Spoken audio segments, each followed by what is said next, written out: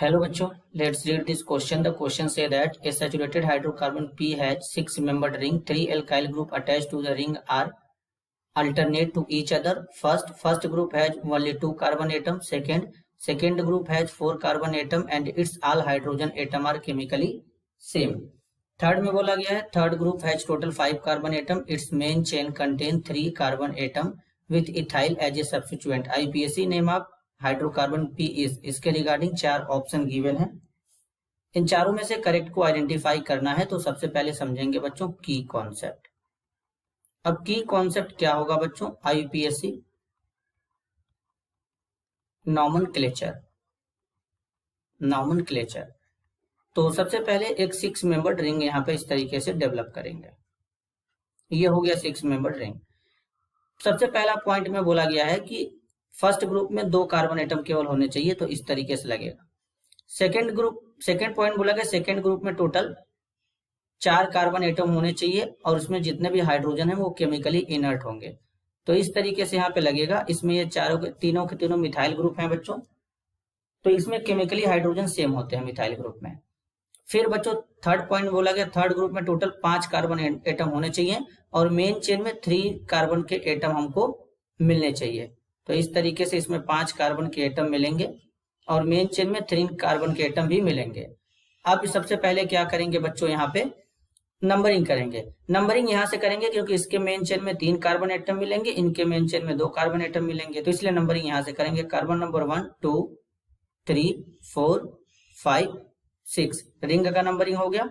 अब इसको complex substituent बोलते हैं, तो इसका नंबरिंग करेंगे तो ये 1 2 3 3 कार्बन के चेन मिल गए यहाँ पे. जबकि यहाँ पे कितने कार्बन के मिलेंगे? 1 और 2 मिलेंगे केवल.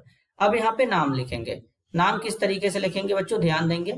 सबसे पहले नाम इसका लिखेंगे, इस वाले मेन चेन का.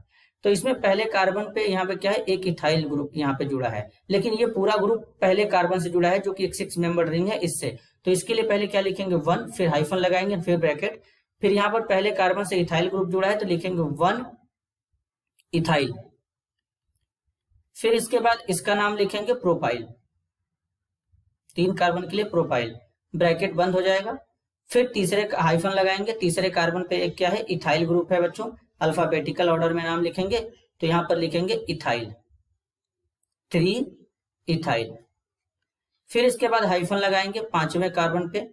अब यहाँ पे लिखेंगे, अब यहाँ पे पहले कार्बन से मिथाइल 2 बार है तो 1,1 लिखेंगे. 2 बार है तो डाई हो जाएगा, मिथाइल हो जाएगा बच्चों.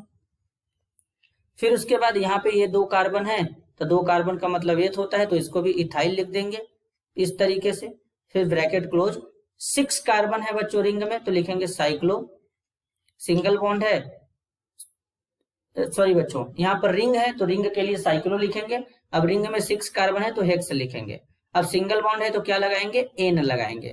तो ये यहाँ पर इसका करेक्ट आईपीएसी नेम बनेगा. तो इस तरीके का नाम कहाँ पे शो हो रहा है, 1 ethyl propyl, 3 ethyl, 5 1,1 di methyl ethyl cyclohexane. तो करेक्ट आंसर होगा यहाँ पर ऑप्शन ए. तो ये जो कंपाउंड पी है इसका करेक्ट आईपीएसी नाम कहाँ पे होगा, ऑप्शन ए में होगा. तो ऑप्शन ए यहाँ पर करेक्ट होगा. This is your answer. I hope you understood it well. All the best.